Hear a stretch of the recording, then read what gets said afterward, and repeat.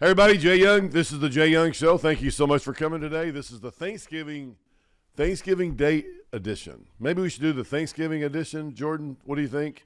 Yeah, I think Thanksgiving edition, that works great. Awesome. Well, Jordan Soto, thank you so much for being here today. My incredible co-host who gives us a lot of life and gives us some stories and insight. I think the big news this week was Chris Wright. What a I think so. man! What an incredible guy. I think it's the first guy that's ever been like an oil and gas executive, except for like Dick Cheney. I think Dick Cheney was vice president and he was with Halliburton, obviously. But this guy is a lot more because this guy's brilliant. This guy really put together a company that helped frack wells and frack wells more efficiently. And he's really, MIT, this guy is sharp, man. And he's so nice. I had the pleasure of setting up an interview with him and interviewing him when I was working with Heart Energy, and just such a down-to-earth guy. And he was just so sweet and not one of those people that sometimes whenever you're talking to people in the energy industry, they're talking about all these things and you're like, wow, Yeah. it's a lot of acronyms and a lot of things that I don't know what you're talking about. Right, But right. it sounds like you know what you're doing. Yeah. But no, he just broke things down to a really comprehensive level and was just so genuine and kind and can't say enough great things about Chris. Yeah. Great guy. Yeah, he's a really great guy, problem solver, and he will really help. What a great pick!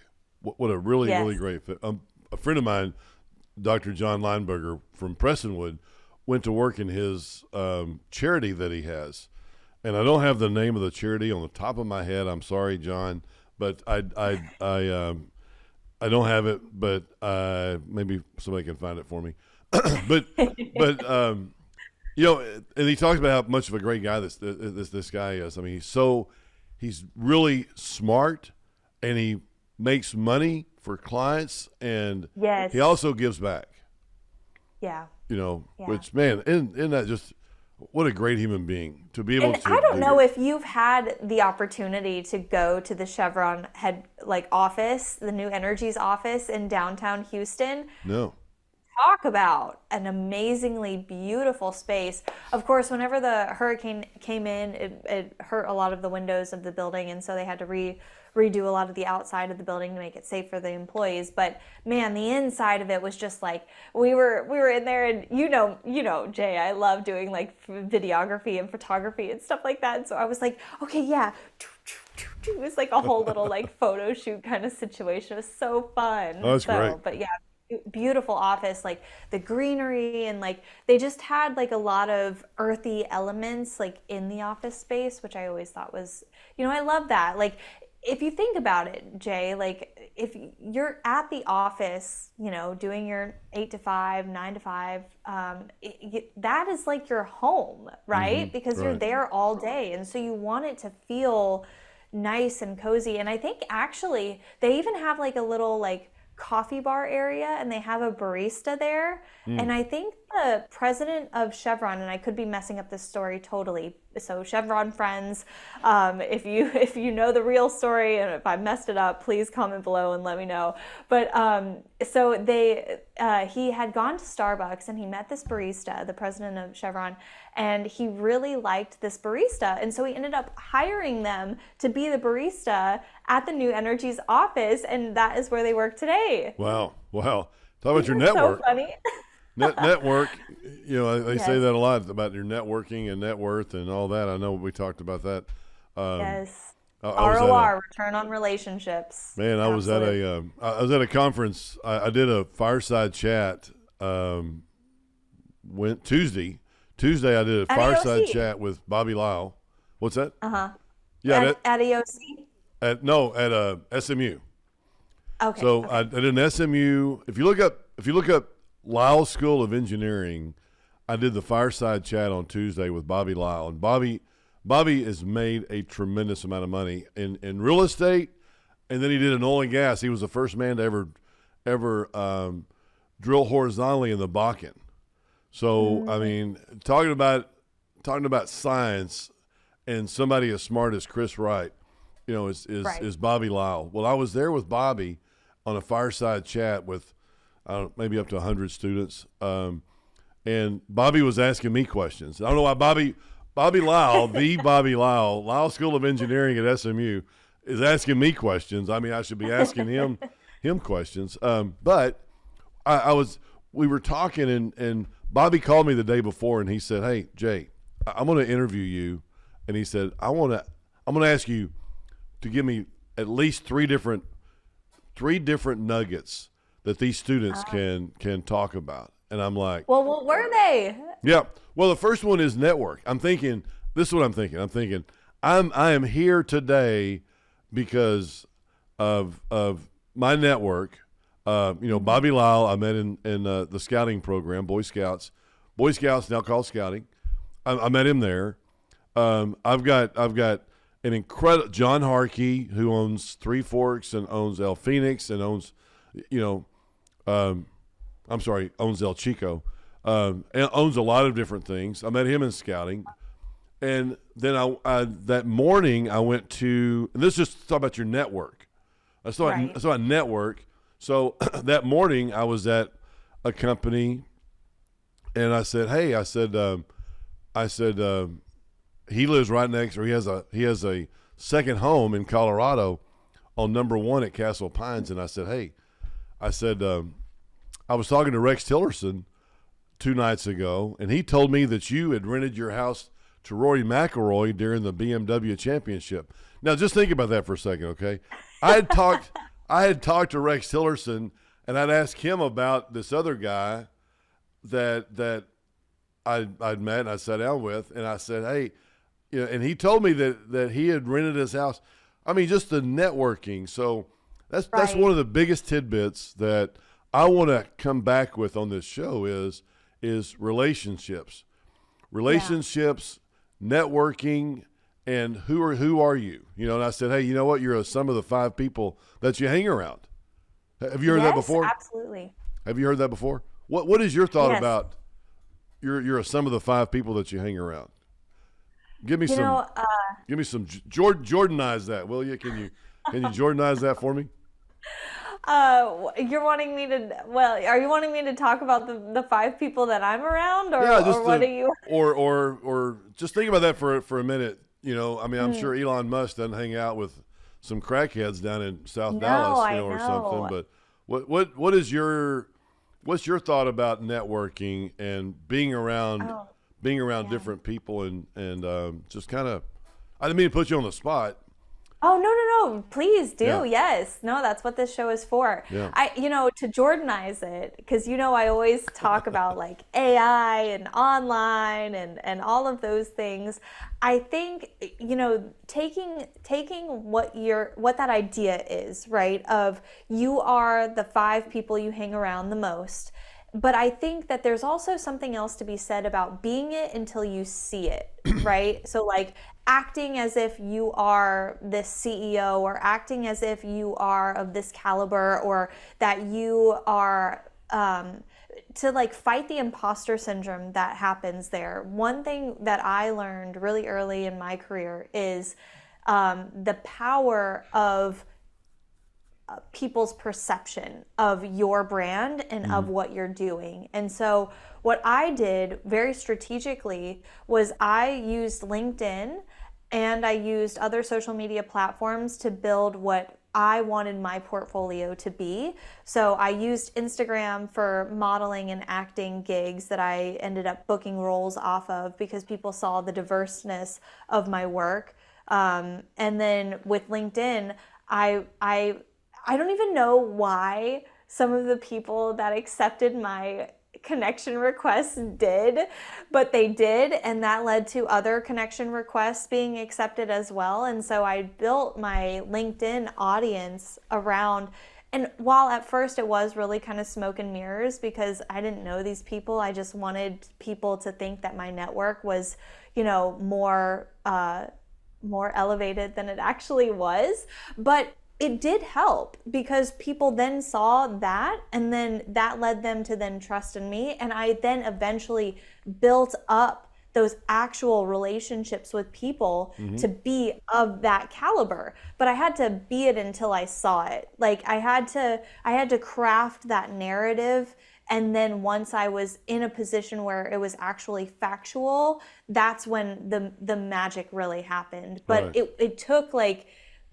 it took me building that first before like it actually happening, right? But you also have it's also like a boost of confidence for yourself, because when you're like inviting people to connect with you that like you don't really know, but like I wanted to start building these connections and pathways with people so that I could say like, okay, I really love what this person is doing. And I think I'll take this one step further, right? It's not just about like building the environment of what you're surrounded by people wise to elevate the relationships that you are nurturing, but it's also your feed. What you put in is what you get out. So what you give attention to is what you will get more of. So I was very intentional about the type of content that I get. And it was interesting when I shifted from like creator to consumer, because I kind of took a step back from creating. I was really overwhelmed and burnt out from years in radio. Radio expects you to do a lot, and I did a lot for a long time, and 7 years of that kind of burned me out. So I switched over to consumer. And when that happened, my feed completely changed, and it stopped being motivating and it started being more towards the doom scrolling. And so now I'm like, with you and us doing this podcast together, it's then kind of rekindled this creator spirit in me. So now my algorithm is now changing more back to like, the people on LinkedIn. I have those people who are like, innovating ideas and going and doing shows and are presenting new things. And then on Instagram, it's the same thing. It's like, creating content, creating DIY stuff for my home or styling or whatever. So I hope that answers the question. No, it does. It really does. It puts me in a good thought. I mean, I'm sitting here thinking about this, going, Jordan, you don't have I got a face for radio. I don't know why you were in radio. I got a face for radio. You don't. Oh but, gosh. Anyway, it was the only thing that I could do. I tried so hard to get into TV, and nobody would answer my calls. Nobody would return my emails, nothing. And so I was living in Pensacola, and I couldn't even get a job on broadcast, even though that was my degree. Wow. And so I ended up, but I wanted it. I wanted it so badly. And I think that this is something that will resonate with our audience is like, when you want something, there's nothing that's going to stop you from going and getting it. And I wanted to be a broadcaster so badly. Wow. I took whatever position was available, and that was a receptionist. I was making $8.60 an hour. Wow. I was working 25 hours a week. I don't know how I paid for my rent, but I did, and I made it, and I just took on every job that I possibly could. I was like, yep, I can do accounts payable. I worked in a law firm. I can do that. I can do filing. I can learn how to do traffic reporting so I can fill in. I can do commercials. Like, I just like everything that they needed. I was like, yep, I can do it. I can do it. And if I didn't know how to do it, I learned how to do it. There you go. And then Good I just for you. slowly worked my way up, and that's how that happened. But to answer your question, I couldn't get a job on TV.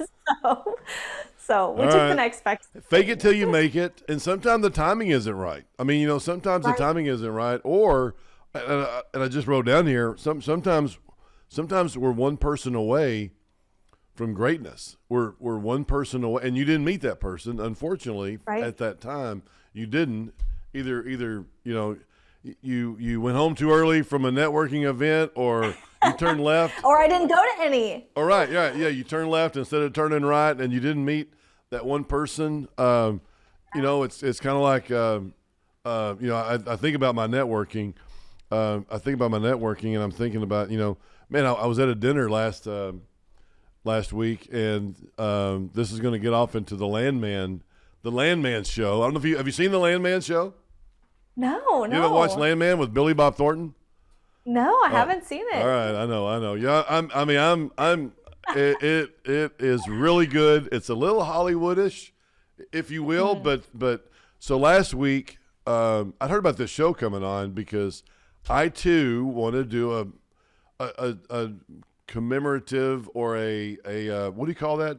I want to do like a 6-7 episode of the oil and gas business, and I've talked Oh, a to limited people. series. Yeah, a little series or something, in a documentary on oil and gas, and I've got an idea for it, and I think it'd be great, and I do want to do it, and but this but all of a sudden there's a show called Landman that comes on.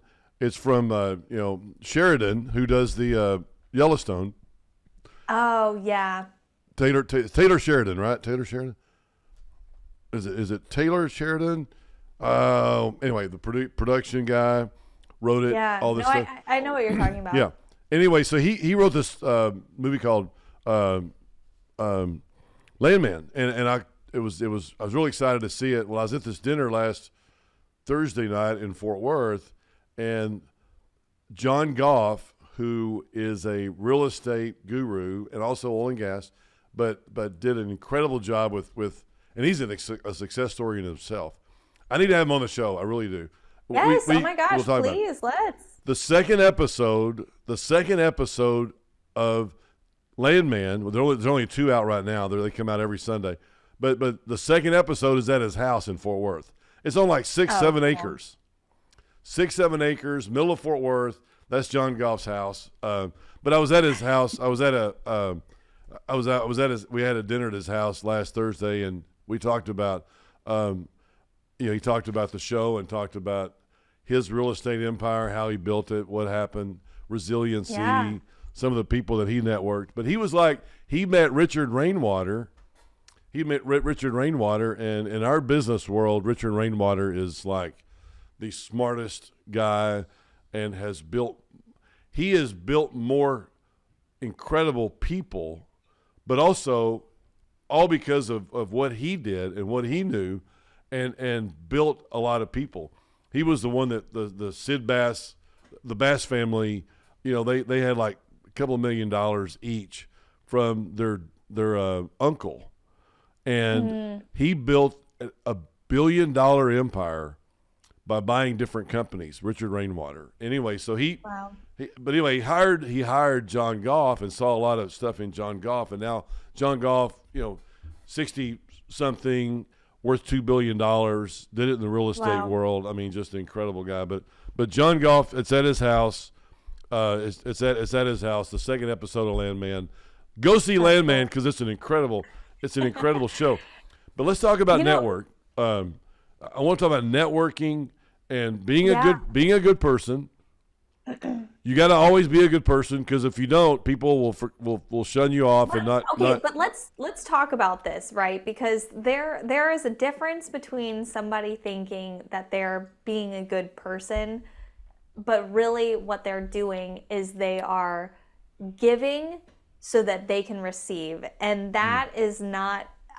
That's not being a good person. That's a manipulative tactic. Like, if you're going to be a genuinely kind, giving person who is just acting in accordance with what you're called to do, with no expectation of receiving anything else in return, that is where you should be functioning out of.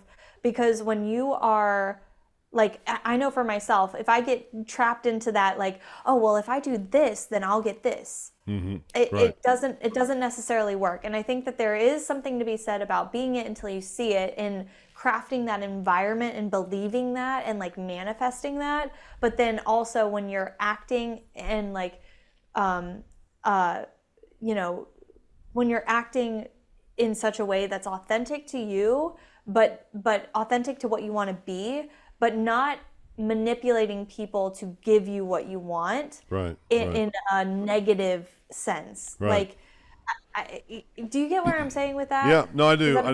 And I think about my daughters that went to college, and I told them that men only want one thing, which I've told them that several thousand times. But it's kind of the same thing, but not. I mean, you're visualizing your goal, Jordan. You're saying, hey, I want to be a broadcaster. I want to be on television. I want to. That's what my goal is. And Right. then doing things with people and just saying, hey, you know what? It's not going to be the first person I talk to.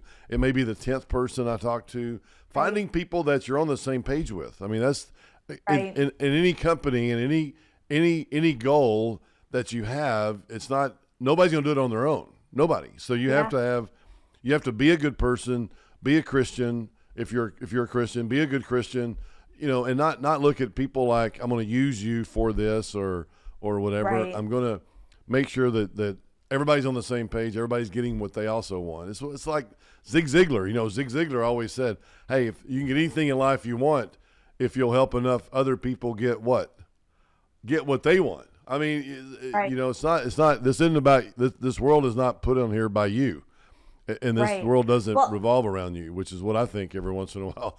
That's what my wife, right. not my wife, but people think, hey, well, it's Jay Young. I'm like, no. Hey, this is not about me. Yeah. I want everybody Well, to be successful. Well, I love it. I think there's one other thing to that too, whenever we're looking at networking, and it's something that I still struggle with a little bit, and that is don't dismiss patterns simply because you see potential. You can see someone's potential and think that they can do the world's work. They are just going to be the bee's knees, the whole thing. But if their patterns consistently show that this person is not necessarily reliable, or that this person isn't really, stacking up to be what their potential says that they could be, then it's a red flag. And that is something that I always struggled with, because whenever I was networking and starting out in business, you hear a lot of flowery talk, and people get so excited, and it's easy to invest in this passion, right? Right. But passion and potential do not negate patterns. If you see that patterns are not stacking up to be what that passion is saying that they're doing, or that the potential is or could be, like, it's not necessary. I would say that it's not necessarily worth investing in, because that is something I've always struggled with, and it doesn't always pan out. And then it's in the Bible they talk about like faith, that like in a gravel path, if a seed falls down and it's on a gravel path, like the roots are so like frail, and it doesn't root very deeply. Like, that's what I would say that that networking would be, is like, if somebody's patterns are bad, it's a very fickle rooting, and it won't amount to much. Right. Understandable. I mean, that really is. You need to be a good person. You have to make sure that you're touching base with people that can, I don't say help you, but in all, I mean, you've got to get to the next step. How do you get to that next step? And the next step means that we're gonna do the right thing, and we're gonna make mistakes. Let's don't forget about mistakes. I mean, we're definitely gonna make mistakes, but as long as you keep, it's like some people are very, very fortunate in life, but not many, in the very beginning of their lives, I think Mark Zuckerberg, let's just talk about, I think he just walked out of high school, went to college, and fell out of college, started Facebook, and all of a sudden he became like a trillionaire, or whatever these guys are, right? I mean, it's like not many people, that's one out of 100,000 million or billion, trillion, or whatever. But there's a whole backstory to that. I mean, even Elon Musk, when we're looking at that, like, there's a lot of fighting that had to happen there. And while he may have come from a family that was well off, or even Taylor Swift, like Taylor Swift came from a really well off family. Billie Eilish came from a really well off family. And there is something to be said about having financial structure for your family to allow you to build. Right. But at the same time, it does not take away from the perseverance and the hard work that goes into it, because you can be a natural talent and you can create things all day long, but if you don't have the perseverance, like, and the coaching and the mentorship, like Taylor Swift, her touring coach is the same as Garth Brooks. So their stage presence is the same, Right. right? Garth Brooks puts on a hell of a show, so does Taylor Swift, right? Right. But because you were coached by the best, you are going to then be the best. Right. And we've talked a lot about that with the networking and mentorship, is getting around those people that are doing, and it goes back to the networking, right? It's surrounding yourself by people that you want to be like so that you can then also operate in such a level. Exactly. And don't screw it up. When you get the opportunity, don't screw it up, and by Right. I mean, it's like there's a lot of things that we can do, but networking in the right way, but looking at what your goals are, I want to build a incredible oil and gas company. How do we do that? Well, we have to have capital from investors, and we have to put Right. our own money at risk, and I have to make sure I get the right people, and sometimes people are on the same page, so hey, Right. okay, well that means It's that, tough. yeah, it really is tough, but I visualize it. It's going to happen. It's going to happen. Yes. It's going to happen. Hey, so I want to talk about, we only have a few more minutes. I know that we're all on this, but I want to make sure that everybody sees that King Operating, Wait, what is? Oh, King Operating, what's that? this is in the Wall Street Journal. The Wall Street Oh, Journal. Yeah, we have our. If you look at page 6 in today's November 22nd, which is the, I think it's the 61st or 61st anniversary of JFK when he passed away and got shot in Dallas. Talking about Dallas, not the show Yes. Dallas, or not the, but anyway. So November 22nd edition on page A6, we do have the our ad that talks about unlock the tax benefits of oil and gas. So Laura did an incredible that. job there on that. So anybody that wants to, just look at the ad, and that helps. That helps us because Yeah. we have to have capital to build an oil and gas company, and so we're building it, and that's this things like this really do help. So it's having people like you, Jordan, that come on the show that are co-hosting that bring life. Nobody's going to listen to me on my own. Oh no! Yes, You they know, do. so- I mean, yes, they do. I got to have some more tidbits, and you're an incredible person that brings good, insightful information and guests, and you're a really, really big help. So hey, you know what I'm thankful for? I'm thankful for you, Jordan. I'm thankful. Thank you, Jim. You're welcome. And I'm thankful for all the people that have helped me. I mean, man, you know what? Yeah. I can't do this alone. My wife is an incredible person, and everybody here that people behind the scenes on this show. It's just, it takes a lot. It takes a lot to Takes a village. it really does. I mean, I know we talk about, hey, this is expensive, and it is, but to help us get where we want to be. And I mean, Jordan, what do we want to do on this show? We want to help other people. We want to help, even if it's just one person, but we want to help all and anyone who wants to be an entrepreneur. Right, exactly. Help you be more successful. And I know we talk about goals, and we talk about you may have a 30-day goal. You have a 5-minute goal. What am I going to do the next 5 minutes and 30 minutes, and then but also too, we're going to talk about goals some more. I like that. And when Yeah. I was in college, I wanted to make a little money. So how do I do that? How do I pay for quarter beer night in Abilene? Well, you get a job and San Angelo. But anyway, I want to help that. That is one of my goals, is to help people. How do I help people get where they want to go? Well, is just show them the path and help them by positivity, not giving up. That's one of the things I said to the SMU people the other day was, don't give up. I mean, Yes. and if you think about, hey, I want a job, go to 20 different people, continue to interview. It doesn't even matter if you have a job. Continue interviewing and just keep on, until you find out what you really want. And because life's not easy. Life is not easy, and we can make it a lot more difficult by not doing the things or cutting yourself short, not making one more, you know, a network or contact or whatever the case may be. Don't make this harder than it really can be. So, hey, I'm really pumped up, Jordan. Thank you for thanks for being here today.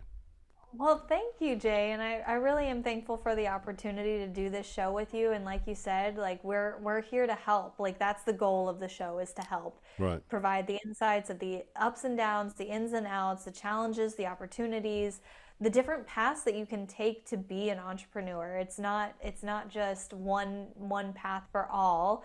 Though I am seeing quite the through line with real estate and oil and gas investing. Yeah. So, but I think that's important for us to know, like the more people that we talk to and the more that we can provide that insight for others, then the more that gives others a direction of like a potential path for them, right? But helping the masses, but even just helping one person, I think is the goal. And I'm really thankful that I have the opportunity to help, even if it's just one person. But to help. And two, I'm older, right? I'm more experienced, and you're curious. I love your curiosity because you're thank like, you. well, Jay, how do you do this or what, and I'm like, okay, I'm the old guy on the show. I know I got a little gray hair and I'll figure it out. Not old, just experienced. Experience. That's it. But it's good because then I can tell you, or I can talk through things and say, hey, it's got to be scalable. It's got to be scalable. You got to be able to do it over and over and over again, and replace yourself, build up, and just continue doing the things that you need to do. And I know you're really pumped up about real estate and your Airbnbs. I'm really pumped up about real estate, and, really pumped up. Man. I'm like, Jimmy, you better get on that mountain quest that you were on talking about the other day. It's awesome. I mean, it really is. And how do you put that together for everybody, so everybody's happy? Buy real estate at good prices. I mean, I was in Midland, and a guy that I met at that John Goff dinner had bought a building in downtown Midland, and he bought it for almost nothing. Well, the building was almost nothing. I mean, it was like almost empty. And I was like, where does this guy see, the positives in this? And so I called him and I went over and saw the building. And it was just he has a great vision for that building, even though it was built in the 50s and it's in downtown Midland. Midland's growing. I just love the architecture. Yeah. Well, and that's the other thing. There's so many people traveling to Midland for work. I know that there's only a few restaurants that actually are worth going to. Opal's Table is one of them. Right. It's my favorite place to go to. But that and one other place are worth going to, in downtown Midland. So I'm like, okay, well, if, but then again, restaurant business is really hard. So how do you make that investment, right? But there's only 2 hotels downtown that people stay in. So if you have a boutique hotel downtown, that's like the Ramble in Denver. I don't know if you've ever stayed there, but people are going to book that out. They're building the Omni. They're building an Omni in Midland. But it's going to be 3 years. It's going to be 3 years. And I stay the DoubleTree. Oh my gosh, that place has been renovated in years and years. And I think it's in bankruptcy now. But they're building an Omni. But I mean, opportunity, I feel like, is in Midland. You go from 1 million barrels of oil a day to 6 million barrels of oil a day in a very short time frame. There's a lot of money in Midland. There's a lot of companies. There's a lot of opportunities, I feel like, in Midland. And this guy, my friend that I met, talking about my networking, had, he saw this and he bought a building, and he's building up, or he's looking at a really great opportunity there, potential opportunity. I mean, you never know, but you have to take there is some risk, along with that. So I'm just really excited. But we are going to talk about that. We're going to do 8 more episodes this year. Let's talk about 8 more episodes this year, and let's talk about what are we going to do on each one of them. Let's think about that for December, and then we're going to take this off into next year. But I love talking to you. I love being here on this show with people, helping and thinking, okay, hey, if I can help one person today, just like you are, I mean, we're definitely on the same page of that. So. Mhm. Really excited. Absolutely. Well, thank you for having me on the show as per usual, and looking forward to the rest of the episodes for the year. I know that fourth quarter is always a little tough with entrepreneurs. They're like, all right, we have vacations and we're taking vacations, our employees and other people. And so navigating through all of that is always tough. But I think that that's something that we can definitely discuss Oh, yeah. in the episodes that we have. And this is coming our up as busiest, well. our busiest time of year too, because everybody wants that write off. Everybody's like, hey, well, Right. end of the year write off for oil and gas, and yes, it's an opportunity, which I like it, and we can get there. But anyway, hey, let's be thankful for everything that we have. Everybody's a blessing. Jordan, you're a blessing, and we love. How are you? Thank you. And I do want to help other people. I want to help other people get where they want to be. And I want to make sure that I can make a difference. And I hope somebody one of these days just goes, you know what, Jay, because of what you said, I did something else and I became really successful. Or I was more resilient. I didn't take no for an answer. Or I asked more people because you said something instead of just sitting asking one. I hear this all the time. People say, well, ask that person, and I'm sitting at home waiting on him to, call me back. I'm like, that's the worst thing that you can do, because Yeah, sitting and waiting. Don't sit on your hands. Take action. And doing it is better than waiting until it's perfect. So I learned that with Airbnb. Was not ready. Oh my gosh, it was almost a disaster. A story for another time. With our bottom unit, we had 2 units, and but worked quickly, made it all work out, and everything was fine. But done is better than perfect. Good. Just get started. Just Awesome. start. Good for you. Good for you. All right, everybody. Well, hey, love y'all. Y'all have a great Thanksgiving, and we'll come back after Thanksgiving. 8 more episodes for December for 2024. We're going to end on a bang, but we're also going to talk about what our goals are. So you out there in the audience, they can help us with our goals as well on just thinking through what's a good vision for this show, and what can I do to help you? Isn't that what it's all about? I'm not asking for anything Help back. us with our taxes, Jay. There you go. Let's write them all off. There you go. All right, everybody, have a great time. Appreciate everybody, and see you back here the next week or whenever it is. But everybody have a great Happy Thanksgiving. Yeah, thank you.